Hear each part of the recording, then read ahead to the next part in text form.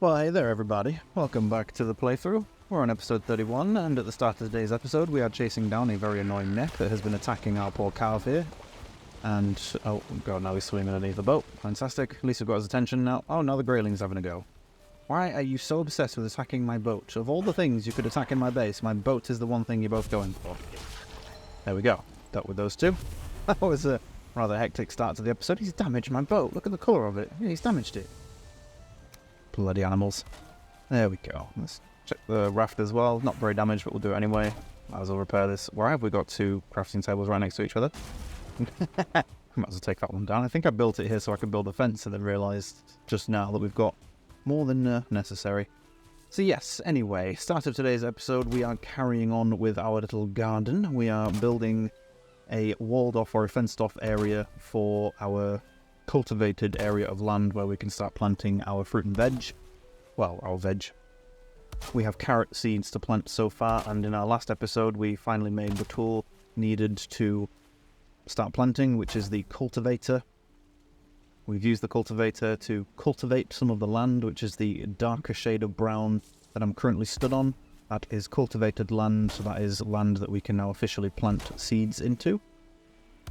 Now, when I say seeds, I mean the vegetable seeds that you'll pick up from different biomes. So the carrots that we've been picking up from the Black Forest, the carrot seeds, we can plant those on this land. The tree seeds, doesn't matter about cultivating land in order to plant trees. You can just plant them wherever, pretty much. Although I'm not sure about pine trees. I think we mentioned that in our previous episode. I'm not entirely sure if you need to plant pine seeds in the Black Forest or if you can just plant them in standard ground. Never tried it because we haven't really ever needed to. There we go, we've got our garden bit all built. Now we just need to grab some actual carrot seeds to plant.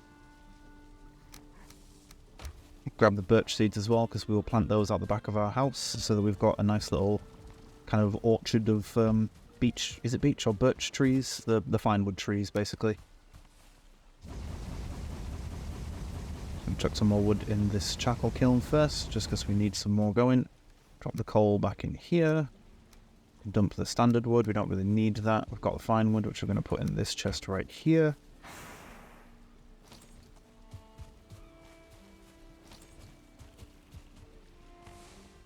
Also grab the tin while we're here as well. We're very indecisive at the start of today's episode, can't really work out what we're doing. We're just going to plant some more, we're going to put some more tin on to smelt. Grab 10 of that, we should have enough coal to do at least 10. There are some more upgrades and some more things we want to build out of bronze, but there isn't a huge amount left for us to do. It's pretty much just armor upgrades, weapon tool upgrades. We might upgrade the pickaxe as well, but yeah, we're almost near completion with bronze. There's a couple of last things we need to do.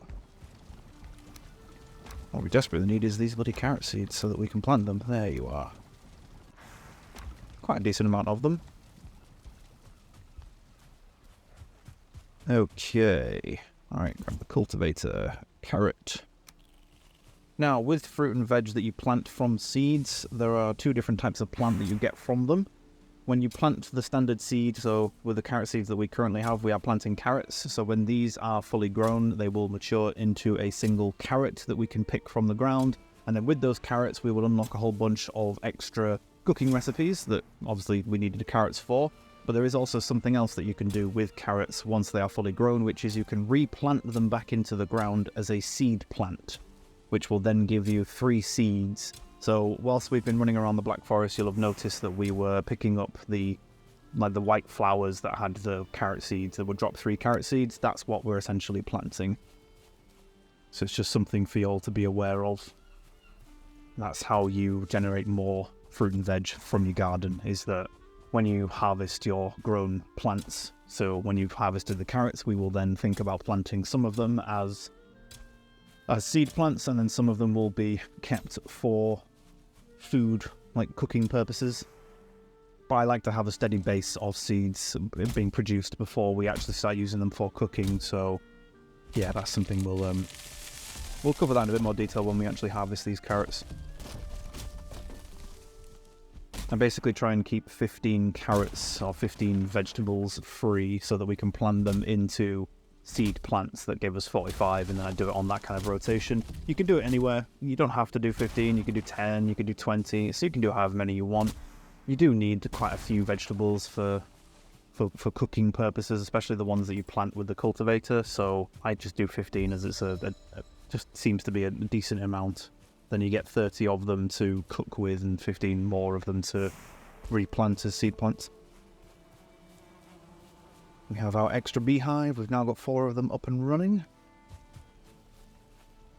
And we've planted our birch tree seeds at the back as well, so we now have a little orchard of birch trees that will start growing.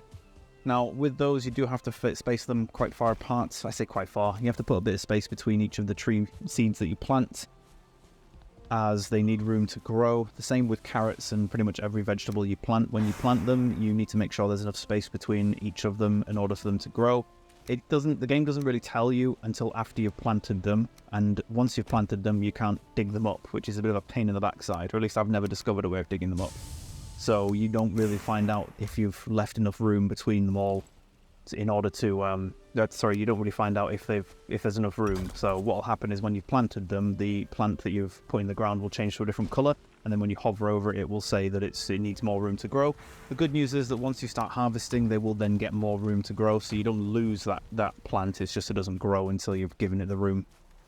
It's a bit of a pain in the backside, but one thing you will see, because we will be doing a lot of the planting and growing, one thing you will see is that I do kind of have like a general way of doing it that just puts enough room between them all and you can plant them. It's one of the reasons why I make quite a large cultivation area when making a garden, is that so that you've got plenty of space to put all your stuff down, and obviously you can make it bigger as well if you need to in future. Once we've unlocked all of the different plantable items, it will make life a bit easier if we have a larger area.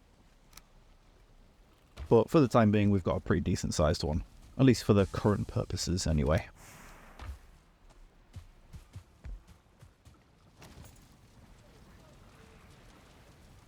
So I've noticed that our tools and our our weapons chests are getting a bit full. Well, one of them is actually full, so what I'm going to quickly do now is just stick some item frames on the wall and hang some of them.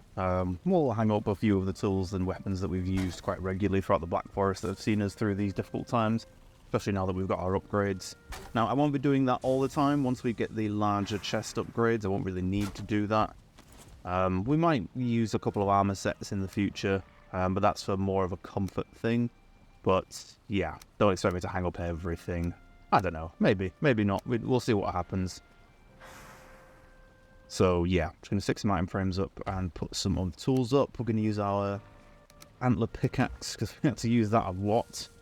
We're also going to use the wooden shield and our spear because that saved our behinds more times than I can count. And we'll use the club as well.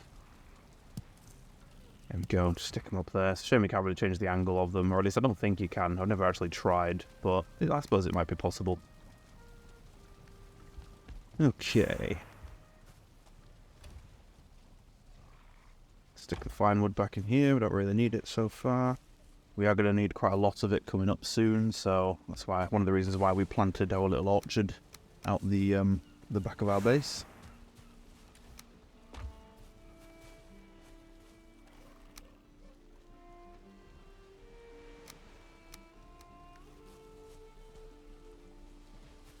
It's getting into night time, so we'll quickly fill up this smelter, stick another round of tin on, and probably sleep through the night. Hoping to use the rest of this tin and copper to upgrade our armor set and possibly upgrade our weapons and shield a bit as well. Sword and shield have been upgraded once already, but I wouldn't mind doing them at least once more before we decide to go off to the Elder. But it's the armor set that's the most important for me, especially when we're going into our new biome.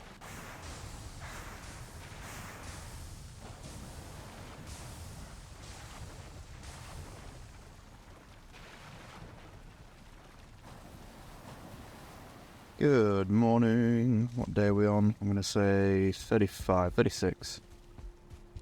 I feel cold. It's 36, yay. Okay, stick the bronze nails back in there. Another round of tin. Some more coal done as well. Not much tin left to do. Although we nearly have enough to convert all of the copper bars and tin we've got into bronze. But we might as well do most of it. No point in having any loose ores just lying around. Might as well turn them all into bars so that we've got them if and when we need them.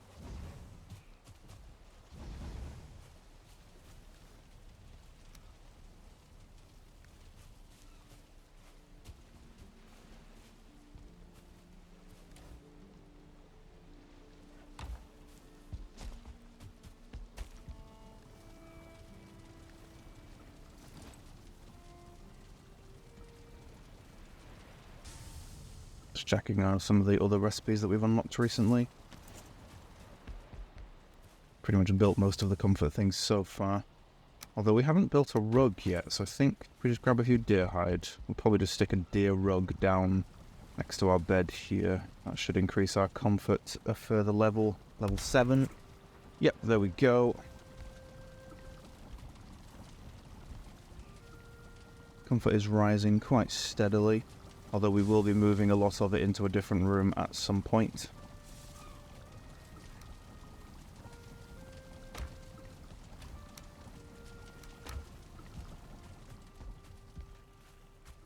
Just going to go out and feed the piggies. There you go. We do want a few more pigs. We are going to need them for a particular food that we can make once we get to the swamp, and once we've built the upgrade for it, there is another food item that we'll be able to make that we do need pork for. So I just want to continue breeding the boar, get some more of them.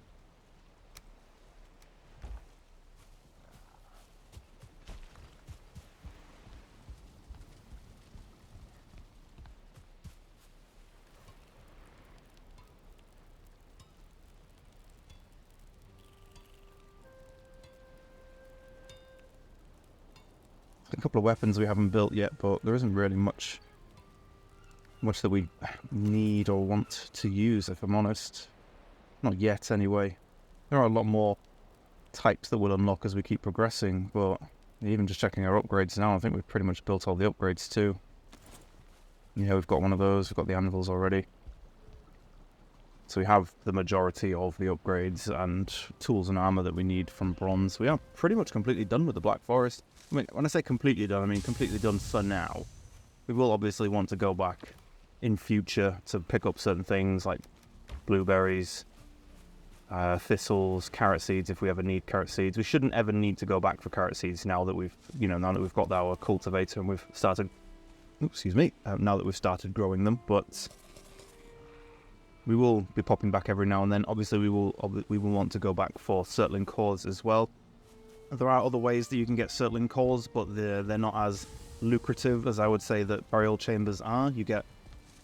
Don't get me wrong, burial chambers, you can sometimes enter a chamber and you'll probably only get 1 or 2 Surtling cores from it if you're lucky. Sometimes you will get ones that are just terrible, that have nothing in them, not really anything of use in them. And then sometimes you'll go into them and you'll get 10 plus. So you are kind of rolling the dice with burial chambers, but I think the other ways that you can get Surtling cores aren't anywhere near as reliable as that. So I just prefer using the burial chambers to collect them. And now we're going to convert the rest of our tin and copper into bars. There we go, that's all of our copper done, I believe, and then we'll have a little bit of leftover tin. Not really much reason for it. There's our armor set that we want to upgrade as well. I think we need both bronze and deer hide for it, if I'm correct. And our current armor level with our upgraded troll armor is 29, so we'll see what the jump in armor or the protection level is. We are also thinking about upgrading our other thing as well, what we're talking about. My bronze axe needs leather scripts. Cape, sorry, I forgot it was called there. We're going to upgrade the cape as well because we're going to be wearing that at least until the mountain. So now with the cape, you want to get 1 armor for the basic level 1 cape, and you want to get +1 armor for every upgrade level on it. So it can be, that extra couple of armor points could be worth it, but it's not hugely important. But I do it because I'm doing it because I've got the troll hide and we've got the bone for it, so we might as well. Now we're just going to whack some upgrades on our helmet and our chest piece and our leggings. There we go, level 3 for all of them. Perfect, that's exactly what I wanted, and we still have a bit of copper, a bit of bronze left, 5 bars in total. Okay, so we had 29 armor, we're already on 33, 35, and 39, so that's plus 10 armor from those upgrades, and the cape upgrade as well, which I'm really happy about. It's a decent amount. And I kind of prefer the way the bronze armor looks compared to the troll hide armor. It just makes the logic behind it makes me chuckle sometimes that you're more stealthy wearing a bright blue outfit, but I suppose that's just me.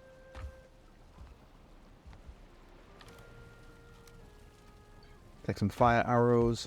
Now I'm taking fire arrows again for the elder boss. We are pretty much getting ready to go and do the elder boss now. We have our portal set up there. We've pretty much got all of our upgrades. There isn't much left to upgrade or build.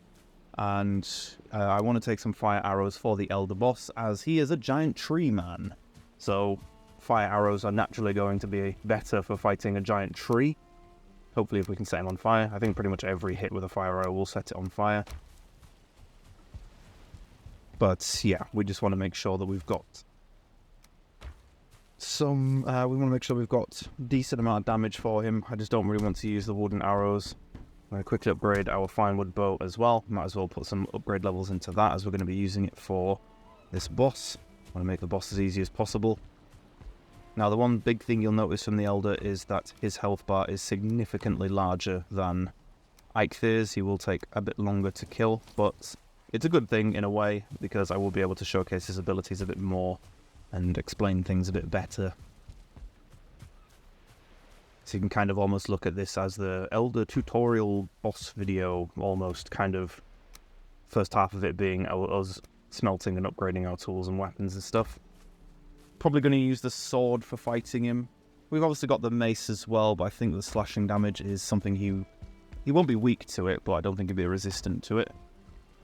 Probably be the same with the blunt damage as well from the mace, but the sword uses less stamina and swings quicker, so you can just attack a bit more frequently. And now we're going to start looking at the food that we're going to take with us. We want to take the highest level food available, so Queen's Jam for stamina. Gives us 40, I think it's the highest stamina food we can get our hands on currently. And you make 4 of them per round of cooking for them, so that just makes life a little bit easier. But one thing we have forgotten is to make any kind of potions, because we do have access to a fermenter. So that's one thing we haven't built yet. Fortunately enough, it needs 5 bronze bars, and we have 5 bronze bars remaining, so that's pretty much spot on in terms of the copper and tin that we collected. We are going to want to make more than one fermenter in future, but one for starting with now is not a bad idea. But we do need some fine wood for it as well, so we are just going to pop out and grab some of that. Annoyingly, we've cut down both of our oak trees in the area, so we haven't really got any more to regrow. A bit sad.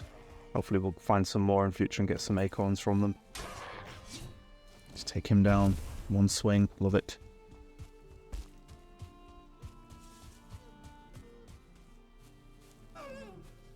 Oh, a 1-star deer. That's a neck. I'm not even going to bother pulling my sword out for you. A couple of punches and you're down. Ah, there's the tree. I thought we'd cut down one of these before and not finished it because we were full on our inventory. Just keep whacking away. We'll grab this one as well. Fortunately, we don't need too much, but the more the merrier when it comes to fine wood.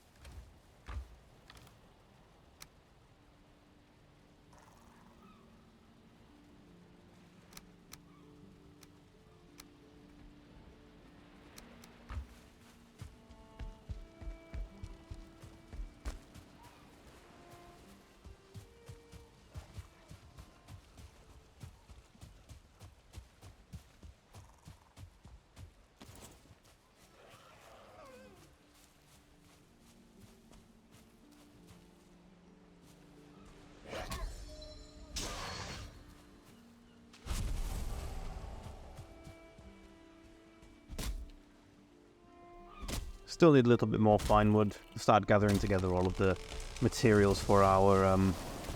Oh god, this is going to roll into the ocean. No, no, no, no, no, no, no, no. Don't do that. Come on, get out. Push the log, push the log. Yeah, we start gathering together our materials for building our fermenter. I almost called it a smelter and a keg. It technically is a giant keg, but it's a fermenter. We were getting our materials together. Still need a little bit more fine wood, so we're just gathering a little bit more. Excuse me. And of course all of the greylings are showing up now that I'm cutting trees down. Go away. Let's grab the resin. Okay, I think that should be everything we need now. Now we just have to decide where to put it, because it is quite a large thing. Oi, stop annoying our boar, you sod. Scaring half our animals. Right, keg. Where are we going to put you? Put it in this corner? What about there? Possibly not. Actually, this might be a decent place. Yeah, I think there's better. I think putting it next to the crafting table and the chest is not a good idea, because we are going to need more food chests at some point, so we'll want that space for that. And we're going to look at making our first potions, which are the minor healing potions.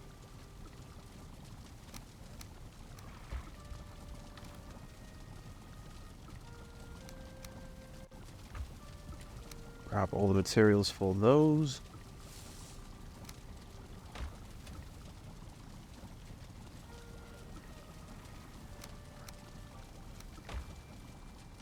Go.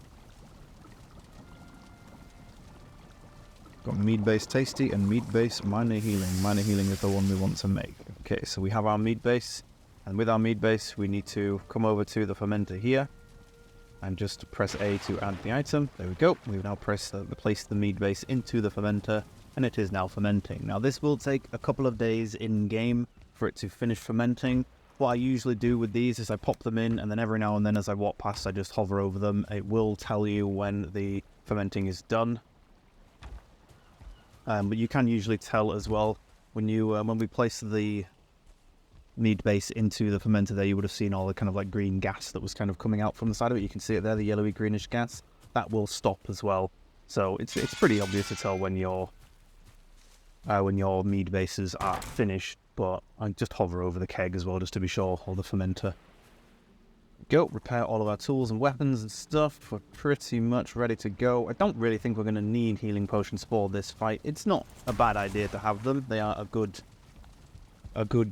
save if you ever take a lot of damage. One thing to be aware of with the healing potions, when you hover over them, they will tell you how much they heal, but they do not heal all of that instantly. It is kind of like a small amount over a certain amount of seconds. I think it's like 5 seconds or something. So it's not an instant heal, so just be aware that it's not going to save your life if you're taking big hits. You need to, take the potion and then back off and let it, and give yourself a few seconds to actually heal that amount up. Otherwise you'll still run the risk of dying.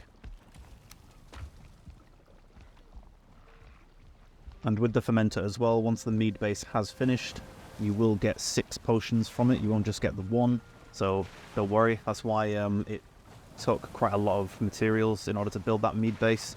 You don't just get 1 potion from it, you get 6, and sadly the potions aren't reusable. And you don't need anything like glass vials or anything silly for it. Once the potions are done, you just activate the fermenter and all 6 of them come out. So it's kind of like streamlined a little bit, that process, but yeah, it's pretty good. There is a cooldown as well after you've used a potion. I think it's about 60 seconds or 2 minutes or something that you will have to wait before you can use another one, so you can't just chain them. But yeah, let's go and take a look at the next boss, the Elder. Oh good, we did place a campfire. That's good. We don't exactly need it, but I was wondering if we built one here. It's always good having a campfire, just in case, so you can see at night time.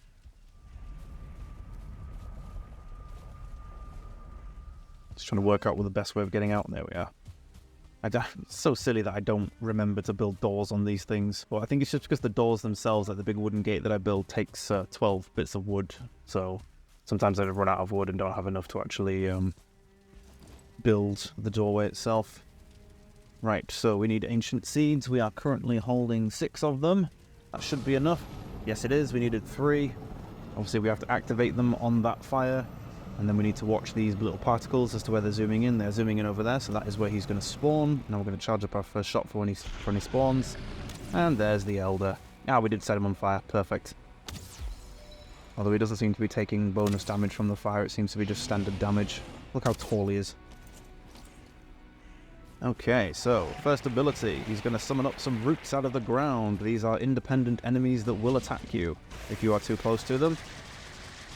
But they won't chase you, so don't need to be too worried about the roots. He's got a stomp attack, which you can parry. You don't deal extra damage when parrying, but you can parry it.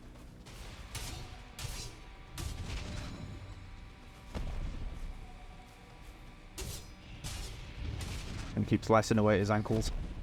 You can obviously dodge roll as well if you want to. You can also just do this fight completely at range. Now here is his second attack. So these are these vines he shoots out from his hands. These deal a lot of damage. It's not high damage, but it's a lot of smaller bits of damage very rapidly. You can block them, but it is because it's a lot of damage very quickly. You need to be aware that your stamina and your block amount will run out very quickly, and he will penetrate your shield and it will hit you at some point. It's a bit risky, so as you can see what I'm doing here, when he does his vine attack, that long-range vine attack, I'm just ducking behind the pillar here because he can't hit you through that pillar. So make sure you're using these pillars to your advantage to take cover, especially if you're fighting at range. Here's all the roots again. We can just run away from them. Ouch. Oh, we didn't dodge roll quickly enough there. That was silly. Does deal a bit of damage, but if you dodge roll within enough time, you can quite easily dodge the attack.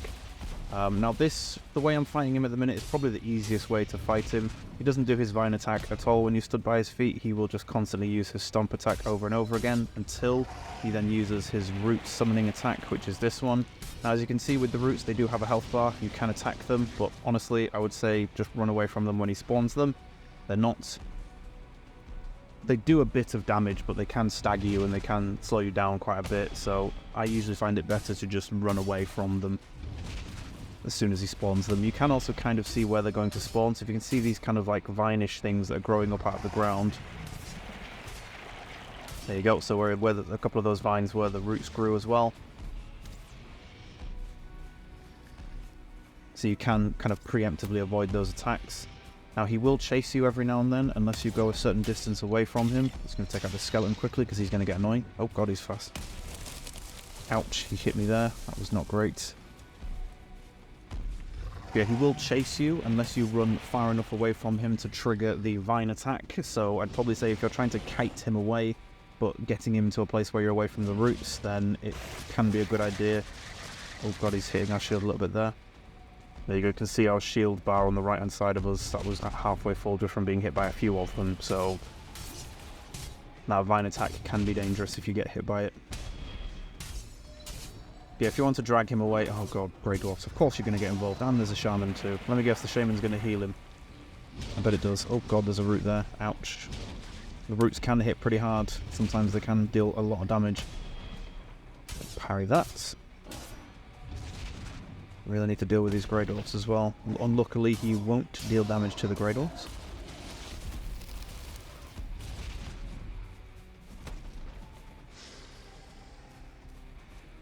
Yes, he is. Okay, so the shaman can heal the boss as well, so let's take him down quickly.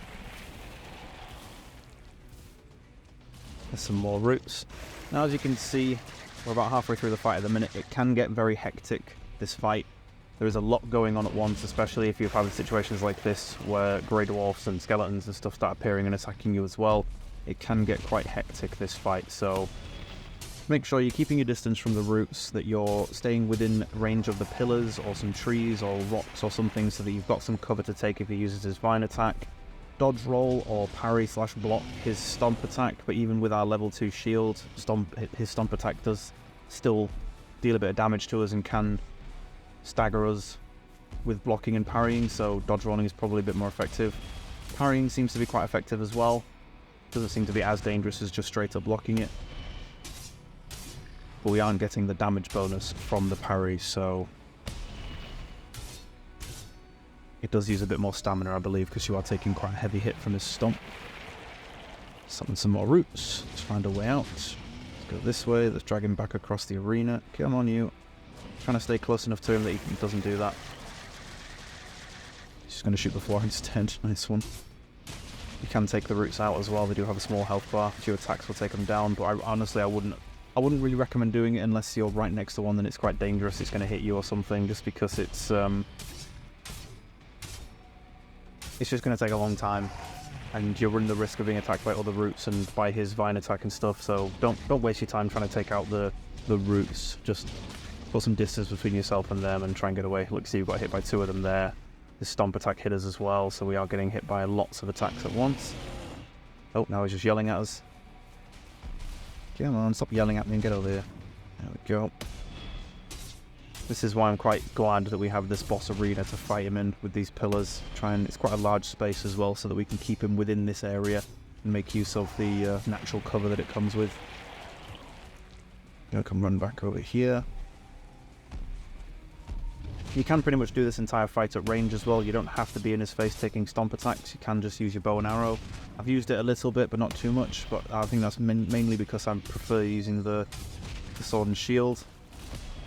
I think it does a bit more damage than the actual fire arrows, but you can stick to the fire arrows as long as you're using cover effectively and getting away from the roots when he summons them. Go, he's nearly down. Gonna summon another round of roots, and there's some more greylings showing up, or grey dwarfs. Let's get behind the runestone here. Oh, stop shouting at me and get over here. He's stuck on that root. Take that down. Back away from his attack. And the Elder is defeated. There we go. Not a horrifically difficult boss fight, but when I first started fighting him, the very first time I encountered him, it was a challenge because there is a lot going on, and you do have to kind of keep your cool in that situation. Go, we have the Elder Trophy, and we have the Swamp Key, our next item for the next zone. We will not be able to progress much through the swamp without having this key. We'd be able to do about half of it, but there is a main reason for being in the swamp, and we need the key for that.